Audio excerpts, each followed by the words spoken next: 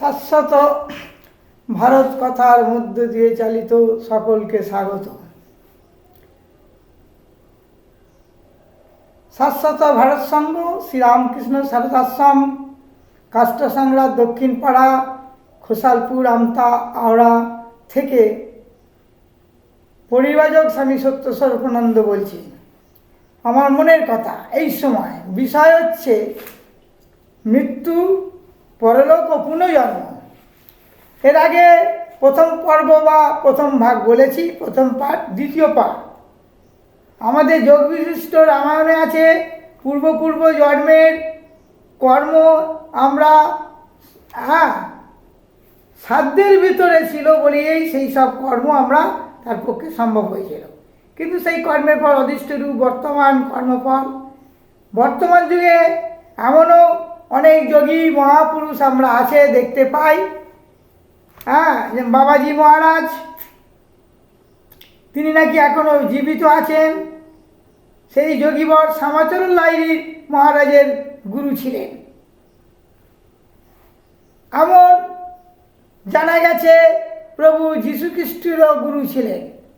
তিনি যখন প্রভু যীশু এসেছিলেন কেরলের দিয়ে ভারতবর্ষে ঢুকেছেন, বাবাজি মহারাজের সাথে পরিচয়, ওনার কাছ থেকে যোগ শিক্ষা নিয়েছিলেন। যাই হোক, যত ভারতবর্ষ ছাড়া যেসব মহান ব্যক্তি মহাপুরুষেরা সমস্ত সনাতন হিন্দু ধর্মকে বেদ, পুরাণ, উপনিষদ, যোগ, তন্ত্রী সাধনা করেছেন, তাদের গুরুও ছিলেন হিন্দু সনাতনী। প্রমাণিত আছে, এমনকি আপ টু সক্রেটিস পর্যন্ত ভারতবর্ষের যে সনাতন ধর্ম, সেই দর্শন ভারতীয়, সব কিছু নিয়ে তারা বড় হয়েছে। এবার আসি, শোনা যায় শ্রী সম্রাট শঙ্করাচার্য প্রায় 16 বছরের পরমায়ু নিয়ে জন্মেছিলেন। আমরা অনেকেই জানি, বই পাঠ করে বুঝেছি।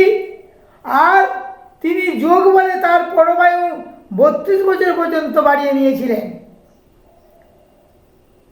এই সময় মুষ্টিমেয় যোগী পুরুষের কথা বাদ দিলে যদি আমরা সকলে বুঝি মৃত্যুর অধীন, আমরা সবাই কিন্তু আমরা মৃত্যুর অধীন। প্রথম পর্বে বলেছি, দেখে নেবেন। তারপরে দ্বিতীয় পর্ব চলছে, মুষ্টিমেয় পুরুষ। তাছাড়া এই যোগী মহাপুরুষেরা যে কি মরেন নাই কিংবা মরবেন না, অবশ্যই তারা মরবেন, যতই যোগী মহাপুরুষ হোক না কেন।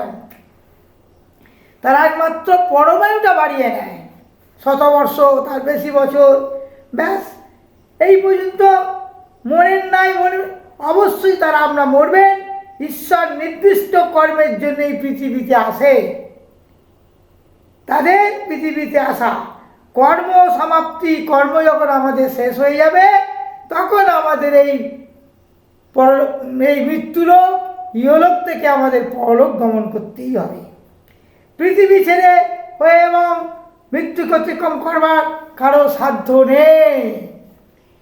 এখন প্রশ্ন হলো আমাদের জিজ্ঞাসা, কেন মানুষ মরতে চায় না? আগেই বলেছি আমরা মরিতে চাই না আমি সুন্দর ভুবনে, এরকমও কথা আছে রবি ঠাকুরের, কবিদের। কেন সে মরিতে চায় না বা মরতে আমরা ভয় পাই কেন? এর উত্তর খুঁজতে গেলে মৃত্যু বা মরণের পরের অবস্থাটা আমাদের চির অজানা বলে মানুষ পরিচিত।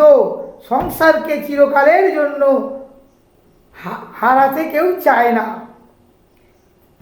এমন লোকের দেখা যদি আমরা পেতাম যে মৃত্যুর পরের অবস্থাটা কেমন, যদি জানতে পারতাম বা কেউ যদি আমাদের জানিয়ে দিত, তবে আমাদের কাছে জেনে নিতে পারতাম, তাদের কাছে আমাদের মৃত্যুভীতি কিছুটা হয়তো কমতো, এটা সন্দেহ নেই। কিন্তু তেমন লোক মিলবে কোথাও?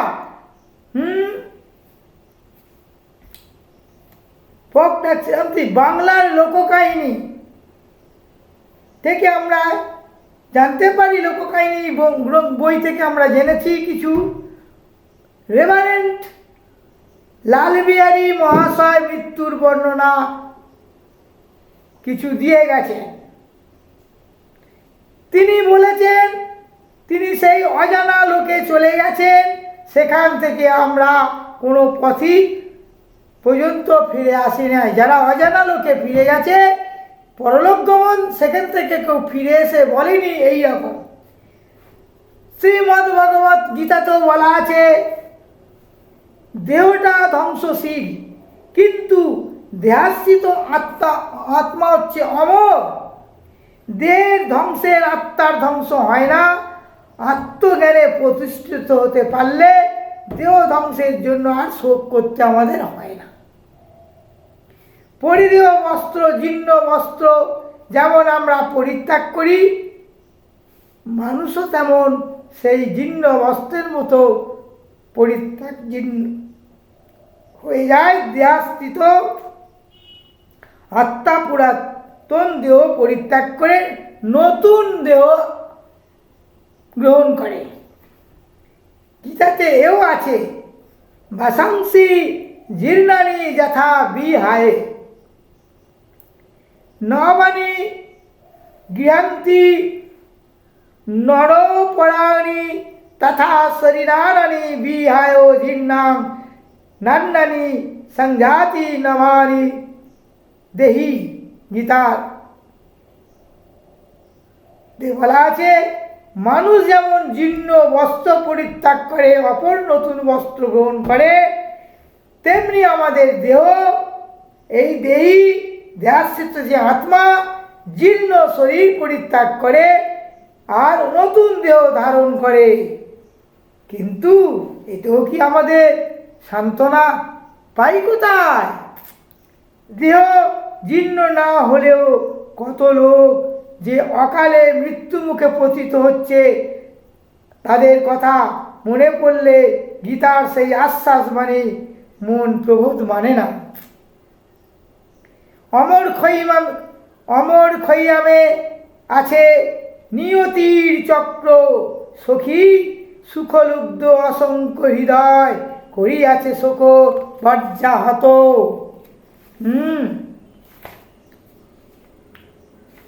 তাই তো বলি অস্পুষ্ট গোলাপ কলি অসময়ে ফেলেছে ছিড়িয়া, অনাদরে মৃত্তিকায় কত স্বেচ্ছায় নিজেরে কেন পদতলে দলিতেছ তুমি সার করি সজীব যৌবনে।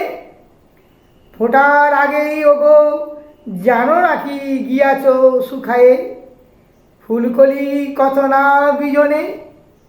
পরে আবার গীতাতে আবার উল্লেখ আছে, পরিষ্কার করে বলেছে কলাহস্মি লোকক্ষয় কৃত প্রবৃদ্ধ লোকানো সমাহুত্তমীয় প্রবৃত্ত। আমি পরমাত্মা লোকক্ষয়কারী মহাকাল, লোকসমূহকে সংহার করিবার নিমিত্ত ইহলোকে প্রবৃত্ত করিয়াছি। ইহাতে বোঝা যায় যে আমরা একটা নির্দিষ্ট পরমাণু নিয়ে এই পৃথিবীতে জন্মেছি বা এসেছি। পরমাণু শেষ হয়ে গেলে, অর্থাৎ কাল পূরণ হয়ে গেলে সকলেই আমরা সেই মহাকালের অধিকারে চলে যাব, কেউ রক্ষা করতে পারবে না। অমর খৈয়ামে আছে সুধায়নি তো কেউ, সুধায়নি তো এই প্রশ্ন কেউ, কোন অজানার কোল থেকে হঠাৎ কেন হেতায় আসি, কার আদেশে বলবে কে, ফিরতি বেলাও কেউ জানে না যাচ্ছে কোথায় কোনখানে, অজানা সে পথের খবর পায়নি তো কেউ সন্ধানে।